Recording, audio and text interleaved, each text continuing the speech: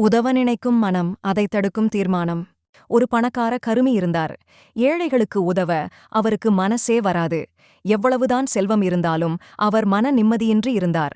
அந்த ஊருக்கு வந்த ஒரு துறவியை சந்தித்து மன நிம்மதியோடு வாழ என்ன செய்யணும் என்று கேட்டார். அவர் கருமி என்பதை அறிந்த அந்த துறவி அவரிடம் ஒரு பெட்டியை கொடுத்து, சூரியன் அஸ்தமிப்பதற்குள் இந்த ஊரிலேயே மிகவும் ஏழ்மையான ஒருவருக்கு இதை கொடுங்கள்.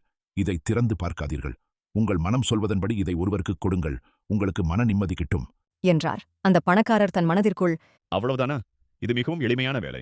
சீக்கிரமே செய்து முடிக்கிறேன் என்று நினைத்து ஊருக்குள் நடந்து சென்றார். முதலாவதாக கிழிந்த துணியோடு தெருவோரத்தில் அமர்ந்திருந்த ஒரு வயதானவரை சந்தித்தார். நிச்சயம் இவருக்கு இந்த பெட்டி தேவைப்படும் என்று நினைத்து அவரை நோக்கிச் சென்றார். அப்போது தனக்குள், இவர் இதை வீணடித்துவிட்டால் என்ன செய்வது? இவர் இதை பெரிதும் பொருட்படுத்தக்கூட மாட்டார் என்று நினைத்து அங்கிருந்து புறப்பட்டார். இரண்டாவதாக ஒரு வீட்டின் முன்பு வாடிய முகத்துடன் ஒரு விதவை தன் இரு மகள்களோடு அமர்ந்திருப்பதைப் பார்த்து அவருக்கு அந்த பெட்டியை கொடுக்க நினைத்து அவரை நோக்கிச் சென்றார். அப்போது, இந்த பெட்டிக்குள் ஏதாவது விலை உயர்ந்த பொக்கிஷம் இருந்தால் என்ன செய்வது?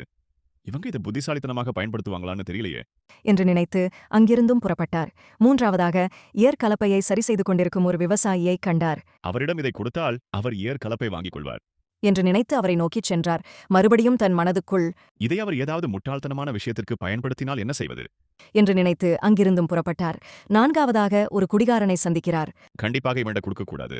எதையும் யோசிக்காமல் குடிப்பதற்காகவே இதை விற்றுவிடுவான் என்று நினைத்து அங்கிருந்தும் புறப்பட்டார். இறுதியாக கோவில் வாசலில் பிச்சை எடுத்துக் கொண்டிருந்த ஒரு முதியவரை பார்த்தார்.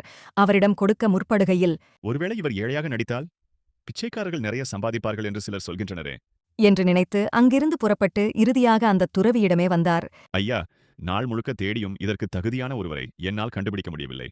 நான் சந்தித்த ஒவ்வொருவருக்கும் ஒரு குறை இருந்தது என்றார். அதற்கு அந்த துறவி சிரித்துக்கொண்டே, அது சரி, நீங்கள் எப்படி? உங்களிடம் எந்த குறைகளும் இல்லையா என்று கேட்டார். அதற்கு அவர், நான் இந்த விதத்தில் யோசிக்கவில்லை ஐயா என்றார். அவர் கண்முன்னே அந்த துறவி அந்த பெட்டியை திறந்தார். அதில் ஒரு சீட்டு இருந்தது. அதில், மற்றவர்களைப் பற்றி தீர்மானிக்காமல், பிரதிபலனை எதிர்பாராமல், தயக்கமின்றி பிறருக்கு உதவுவதுதான் உண்மையான பெருந்தன்மை என்று எழுதப்பட்டிருந்தது.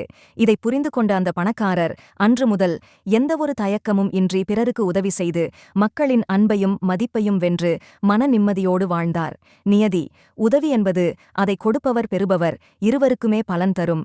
நன்றி. மீண்டும் அடுத்த வீடியோவில் சந்திப்போம்.